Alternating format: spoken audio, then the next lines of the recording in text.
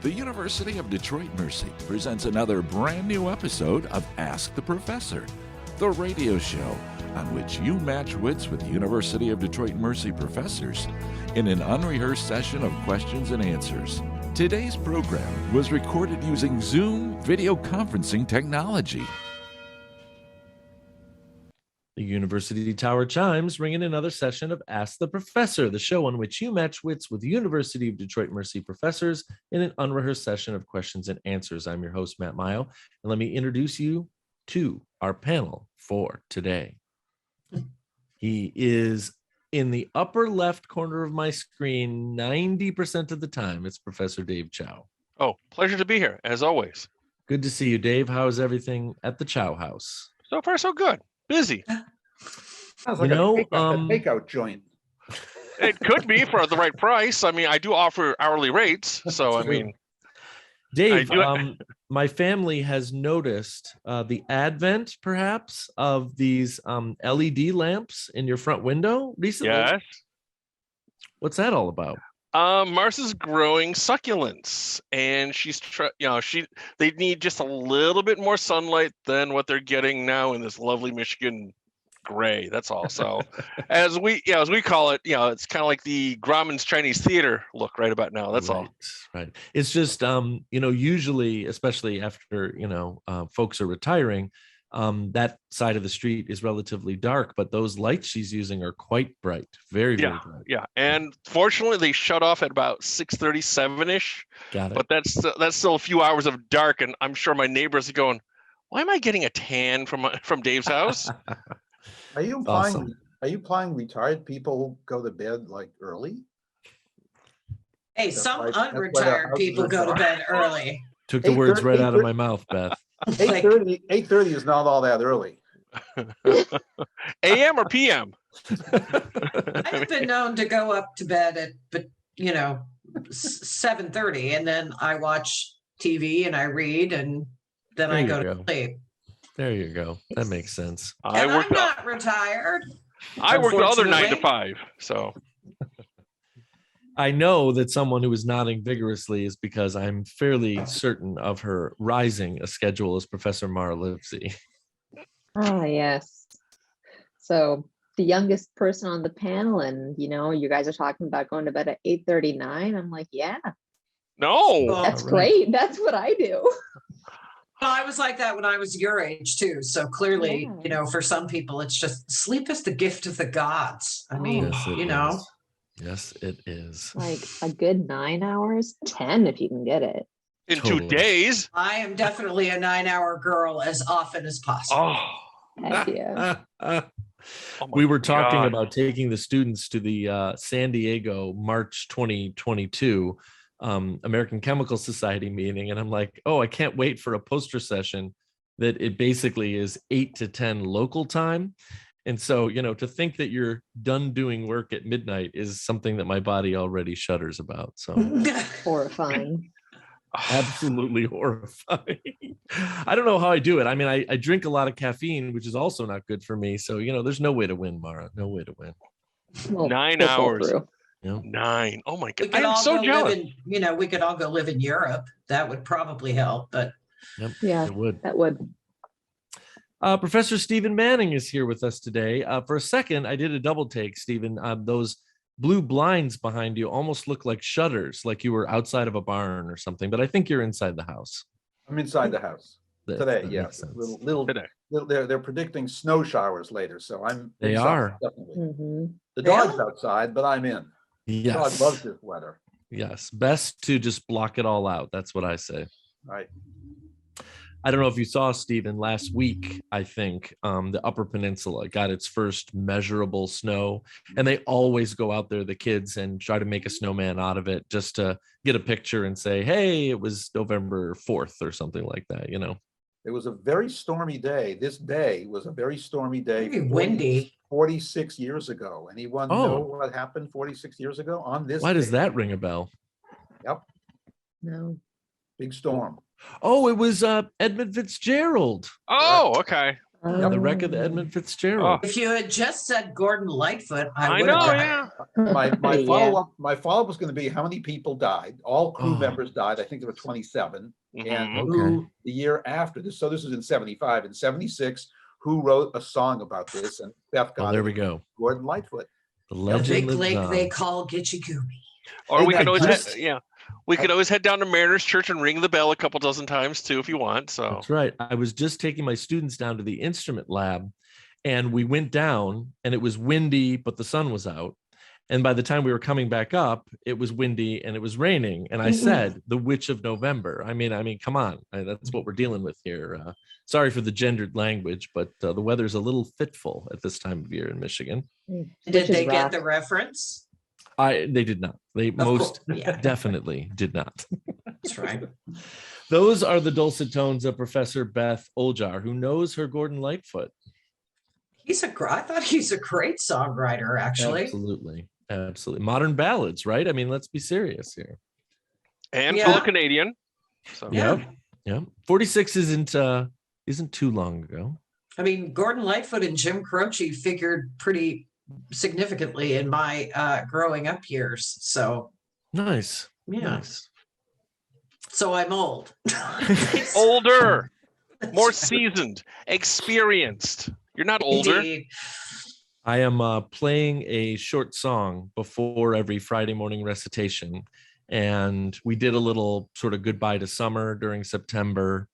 And then we, ramped up to Halloween in October. And I really didn't have anything for today. So I put on some Earth, Wind, and Fire. And one of the students said, "So this is like from when you were growing up?" And I'm like, actually, it's a little bit before that. Oh, but beautiful stuff. Now, which Earth, Wind, and Fire did you play, though? Did you play like... I did it on purpose. I played September. Of course. Actually, because I figured. The love that we shared, now that it's December. I said, look, rhyming the word September is really hard. It's really hard. We only have December and remember to help us, Oh, I mean, there's also a Detroit component to it, so you're allowed. That's right. That's exactly right. Oh, you're good. I just want to make sure you didn't, play like Serpentine Fire, Boogie Wonderland or something like that and really, really throw the kids off. That's all. Well, they know that I'm into funk now. There's no going back. Okay. All right. Just the degree to which their music knowledge is and appreciation is apparently so impoverished just really kind of makes me feel sad, actually. Yeah. I messaged them, Beth, ahead of time, and I said, "What kind of song should I play this morning? I'm a little bit at a loss." And they said, "Play what makes you happy." And within 5 seconds, we were listening to September. That's all I have to say. Okay. Yeah. Hey, what, folks? This is a program where you can send us questions regarding anything. And if you stump the panel, you win a prize. If you don't stump the panel, you win a prize. You can send us the questions in a number of ways. You can email us at atp@udmercy.edu. Find us on Facebook or Instagram, or listen on your favorite smart speaker by asking it to play Ask the Professor at University of Detroit Mercy. So here we are. It was bound to happen sooner or later. We have a big old stack of questions from Detroit Mercy students. Thanks primarily this time around to Professor Beth Oljar. And we are going to tackle a few of those. Did you introduce Mara and Stephen? Yes. I did. Oh, okay. Yep. Sorry. We're good. It's Friday. Come on. It's been a week. The liquor hasn't even kicked in yet, Beth. Oh, you are getting old. I really had a hell of a conditional proof that I had to do in class. And, it was because I couldn't do it Wednesday. I was just flummoxed by it. So I had to go back to my office and do the freaking proof and then come in and do it today, just so the students would know that I could. Right. I'm sending a lot of love and advisees your way for symbolic logic in the winter, by the way, Beth. So have fun. Yeah, it's filling up fast. That's awesome. For sure. It's awesome. Okay, folks, the students were given the instructions to write 10 questions on a topic. So we should be able to get through 2 or 3 of these in a show. And this is a good one. Your student, Ben Yakub from Intro to Philosophy with Professor Beth Oljar, and his theme is modern computing. So let's see what we can do with these. What does the acronym LAN stand for? LAN something network, right? Close. Access. Not analog. Access. Analytical. I think you're overthinking it, actually. Land area network? No? I mean, you've Ooh, got I two of the like bits that. now. So the final answer is it's the local area network. Oh, So local. like Okay. Detroit Mercy or something like that. That's the LAN. Yep. We used to talk about this a lot. I had one summer where I did some work in a industrial lab, and you can't share the data with anybody. And even if it was the nascent days of the internet, your LAN was blocked from every other network so that no one could take the data, things like that. We know that I can't help myself. We know that works really great at Detroit Mercy. I don't know. There's so many internet issues. It's just, you can't do anything around here. I feel bad. I know our IT is stretched very thin, but it's rough sometimes. I always joked about, if I were ever take up like rogue teaching, get the Black Winnebago and just circle the CCS campus with, just tap the free Wi-Fi. That's right. It works. It looks like we're doing the acronym thing a lot here. We're doing it right now, by the way. Whenever we are making some sort of a voice call using the internet, that means we're engaging in VoIP. What's that? Voice over internet protocol. Voice over internet protocol. You got it. VoIP. It's pretty interesting when you think back to getting the new phones on campus, how they were all internet based instead of phone line based. And then right after that, the pandemic comes. It's actually kind of freaky when you think about it. Okay, we basically say stuff like this all the time. I bet we say this acronym at least once a week, if not more. What does HDMI stand for? High definition magnetic imaging interface. I don't like magnetic. Sorry. So I've got high definition M word interface. And once we get that, we're good to go. I'll give you a hint though. Remember that both audio and video can go through HDMI. Media? So it's media. It's how many media? Media is medium. Multimedia. It's multimedia. Yes. Oh, okay. High definition multimedia interface. Gotcha. Sneaky. We can go a little old school. I would hardly call this one modern, but do you remember what CPU stands for? Central Processing Unit. Mm-hmm. I always thought that was a school up north. That's all. So, no, that's CMU. Okay, my bad. Okay. CMU, the thing in Terminator that she crushes in the industrial press right at the end of at the end of the movie, the little red light eye goes out. Yep, exactly. This is great. This is definitely modern, as in basically less than 5 years in terms of consumer electronics. SSD. What's an SSD? Is it signal strength? Something? It's going to be in your tablet or in your laptop by now. So like a card, some type of chip. Getting close. Was it like a solid state drive? Solid state drive, yes. There you go. We no longer have spinning hard drives, right? When you said it's in your laptop, I'm like, moving things. Later, I actually remember being in grad school and they said, we're going to have a hard drive. They still called it back then, the size of a quarter. And it's just going to basically be 2 or 3 more powers of 10. And that's basically where we are now. If you ever have the luxury of cracking your laptop or tablet open. How about USB? Universal service bus. Serial bus. I have to lay this one out there because I dropped it on my students this morning and I got a pretty good rise out of them. I think that my 13-year-old is pretty much fed up with the dad jokes, and I don't come at him that much, but he's Mr. Eye Roll and, disaffected teenager and all that. But he now is coming at me with like one-liners that are very well timed, and it's almost like he's honing his comedy skills. What his what's that? What is inner Henny Youngman or Rodney Dangerfield on you right about now? So the first time I see him yesterday, he knows I'm going to say, "Hey, how was your day?" or whatever. But he jumps on it and he goes, "Hey, Dad, if the USA is so great, why do we have USB?" And that was his opening. Oh my I was like, God. oh, And yeah, it's like, got him. I You like guys that gave- one. you guys gave birth to like Phil Silvers here. I mean, good Lord. I know. I'm sure that he found it online, but it still was really funny. Well, the fact that he remembered it's pretty good. So, I mean, What is ROM? What's ROM? Random access memory. That is RAM. So partial credit. So random operating memory. Like good CD-ROM? No. You operating. can only do one thing to this memory. Oh, record? No. Not Yes, record. single read. It's read read only only, memory. Oh, that's Read right. only. Read only. Read only. Okay. I was gonna say Royal Oak memory. Oh, And we have a couple questions left here, but this one I'm going to need to. I mean, I am sitting down, but I'm going to need to sit down to deliver it.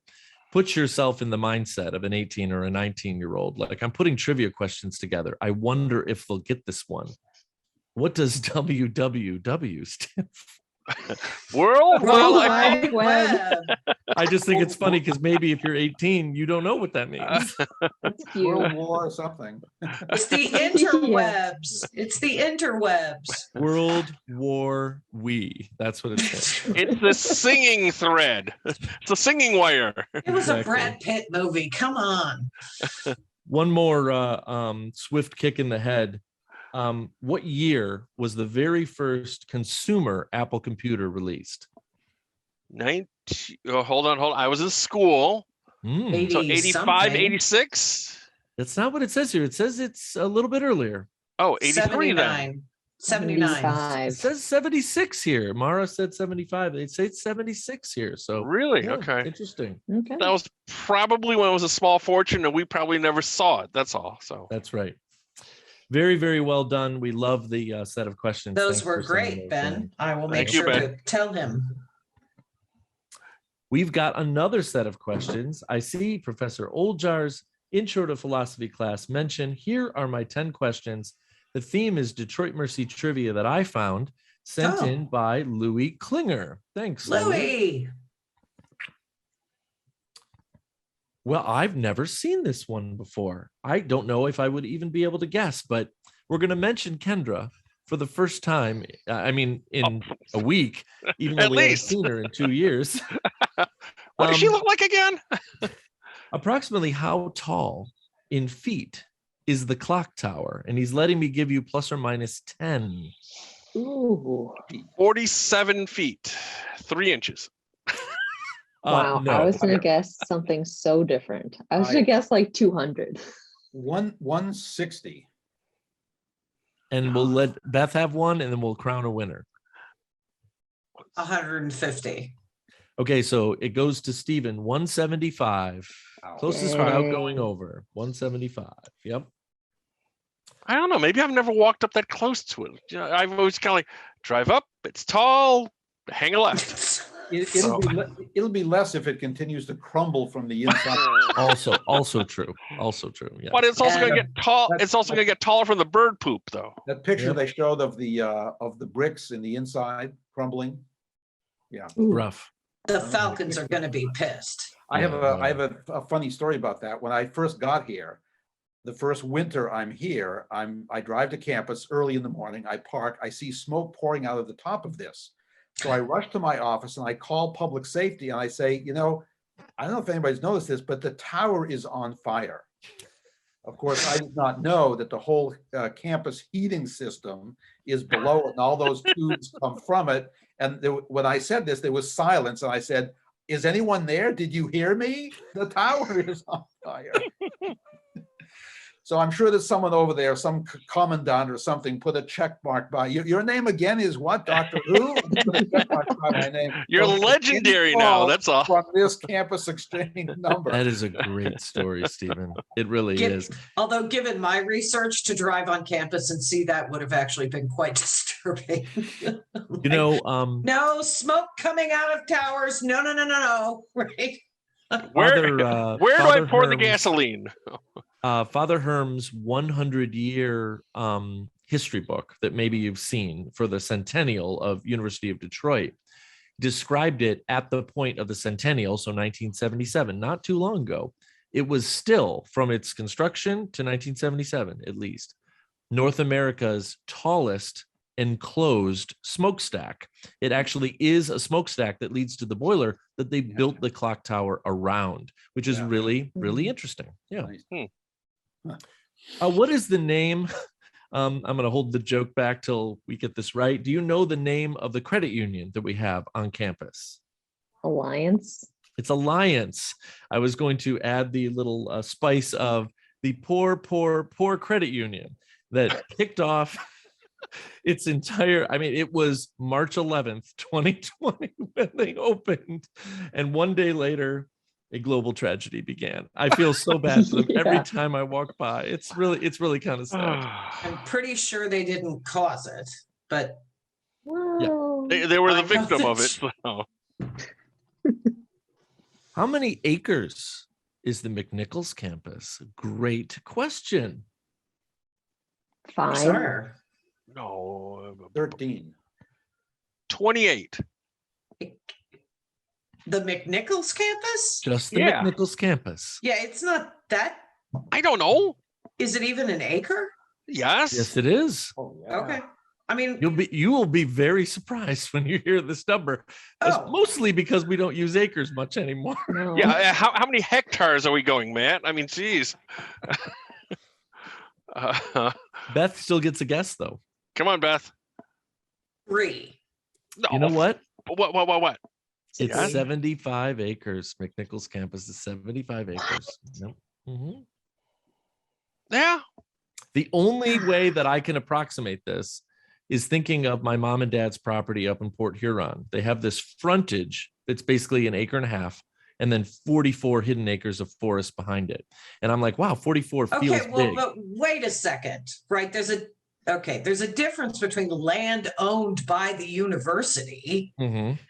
and the amount of land that the Mcnichols campus actually sits on, right? I mean, the University of Washington owns half of downtown Seattle, Oh, but- that's true. That's true. but the actual which is pretty big, right? The actual campus is not, equivalent to the same amount of acreage. Sure. Okay, 75.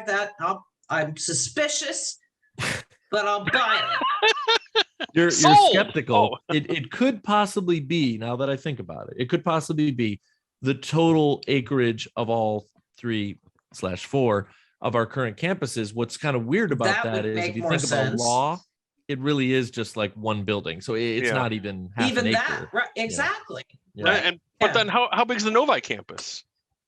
That's a really good question. Oh, oops. Maybe I shouldn't ask that because we'll Next get. trivia of the Novi campus.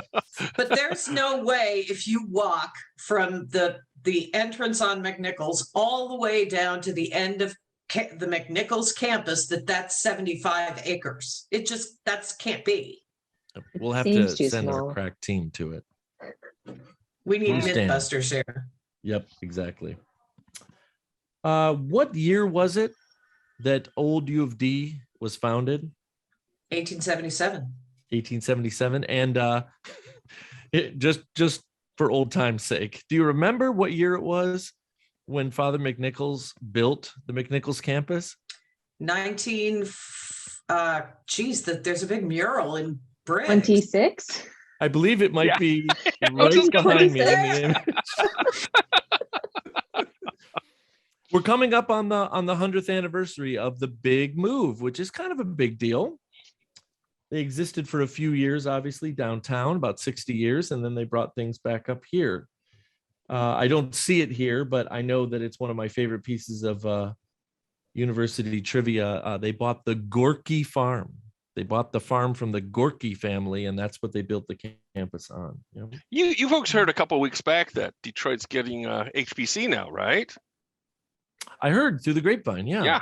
It's on our campus now. Interesting. Yeah, it'll be specifically toward making athletic shoes. Hmm.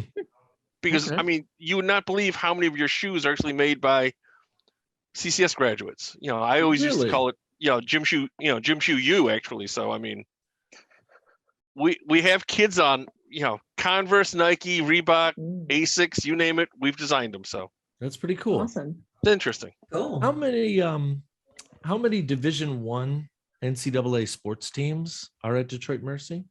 Well, that's Ooh, a good question. We've had this one before. I think it's 16. I thought I'm giving it to you, Stephen. It's 17. That's pretty Yeah. solid. Wow. But Way to if you're go.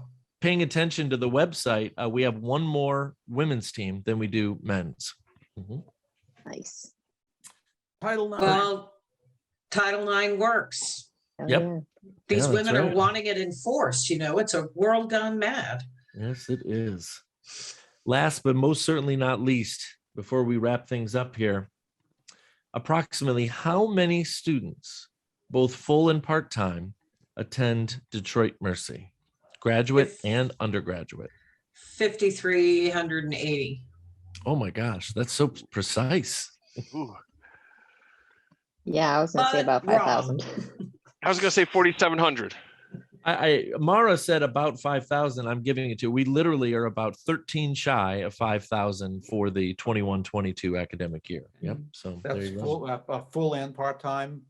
Graduate Grad and undergrad. Yep. Very well done, professors. I think you know what time it is. We have the list of Oh. imponderables. Oh, darn, I was waiting for Howdy Doody. Oh, darn. Okay. We will What now time is it, proceed to Dave? ponder. Okay. Things to ponder. Which one should we do today? Oh, name a favorite professional athlete from your youth. Ooh. So I don't have to pick Aaron Rodgers then, huh? No, you can pick him like a 10-day-old scab. I mean, no. Oh, please. Oh, yeah. Paul Horning. Oh, sure. Absolutely. Nadia Comaneci. An inspiration. Lanny McDonald. I mean, I knew it was going to be hockey. It was just a matter of what direction it was coming Okay, from. Matt, you're gonna laugh. He used to play in the same hockey rink I grew up in. Okay, Really? and before he got drafted, he actually gave my dad one of his sticks, Ooh. and it's still in the basement. As far as I know, it's in the rafters of my old house. Dave, who did he get drafted by? I think it was it Toronto? No, Okay. yeah, Toronto. That's a big Yep. deal. That's a Go big see deal. if you can find it and make some money and pay for your It garage. You ready for this? He's also in charge of the Hockey Hall of Fame now. Really? So then it probably would be worth money. Probably. Well, yeah, I mean, that mustache is worth his weight in gold. And I don't know if you folks heard, was it like last week or the week before, he was actually requested to knock off the name of the Chicago Blackhawks trainer off the Stanley Cup, but they actually X'd it all out. That's right. So, That's right. that's a heavy duty task, but he did Rightfully it. So so. good for him. Mara. Come on. Athletics is like not really my sphere of interest. So I was thinking probably I'd have to say Michelle Kwan. Oh, sure. Okay, all right. That makes a lot of sense. Why not? Absolutely. Chris Everett. Ooh. She was big when I was learning how to play tennis, actually. So no doubt that's why I remember her. So you're not going to believe this before I, do my imponderable, but we just heard from our version of the voice of God. We'll call it the chat of God. Detroit Mercy's Mcnichols campus has a total of 24 individual buildings sitting on 74.75 acres of land. That is straight off of Wikipedia. So it's got to be true. That's Mcnichols. That's just Mcnichols. Just Mcnichols. Yep. Yeah. Mm-hmm. Yeah, I mean, an acre's pretty, it's not as big as we think it is, I mean. Oh, it's true. Well, I've been on the University of Washington is a big campus, right? Okay. Mm-hmm. It's UDM you can get from anywhere to anywhere in 5 minutes. No, it's true. It's true. Which you cannot do at UW. I guarantee it. Right. So there's no way. I'm sorry. I'm just too skeptical. What's the dimensions of an acre? I mean, is it 100 by 100 feet? You're giving it like a metric flair, Stephen. Like it's weird. I have no idea what an acre is, but it's like picture it. Is it 20 by 20? I mean, I know how big my lot that my house is on is. I can look at the survey thing. Yeah. Is that an acre? Is that a half acre or a 19th of an acre? What's an acre? It's 208.71 by 208.71 feet. So it's not Okay. too That's huge. helpful. Actually, 208. that makes me less skeptical. Wait a minute. So 200 by 200. I am not joking. Is I that just that, Googled that's, it, and it said Yeah. the traditional definition of an acre is a chain by a furlong. That is what it Oh, for the says. love of- And boy, does this country need metric. Kill me now. That's all I got to Jeez. say. No, I mean, okay. Mara but just if- told us, right? What was it? 200 and 208 by 208. 208.71. Okay, so that that's makes actually me less skeptical. okay. So that's smaller than the football No, field. I mean, I think I just missed, it was my own more misconception of acres being sort of much bigger than they actually mean- were. So my mistake.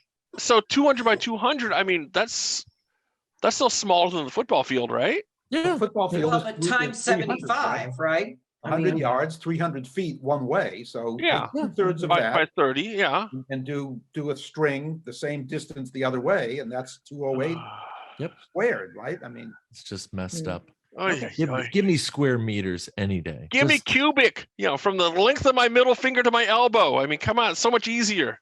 I saw the word furlong and I'm like, oh, I know that word. And then I saw the word chain. I'm like, we are seriously measuring things by the width of a horse's butt. Like, I cannot get over what the heck we are doing here. I mean, well, we measure the seriously. height of horses by stones. Hand. right? No, hands. yes. Hands. Hands. Hands, yeah. Stones is No, weight, it's which the is right? mass of literally, no, horses. yeah, it's literally, yeah. Yeah.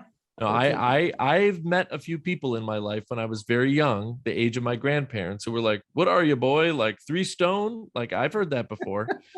You got to be But kidding you me. weigh less in stone than in pounds. So generally, right? Yeah, it's a good idea. Yeah, but- Absolutely. I passed 3 stones, but Yeah, but And that was Wow. TMI. And you know what? That sounds like a great transition because the time has come to say goodbye. Beth, Goodbye. Stephen, goodbye. Mara, See you later. and Dave. see ya. Now, these words from University of Detroit Mercy.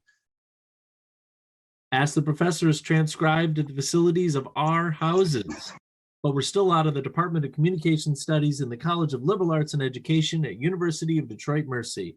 Ask the Professor is produced and technically directed by Michael Jason and Brian Masonville, and our executive producer is Professor Jason Roach. Until next week, I'm your host, Matt Mio.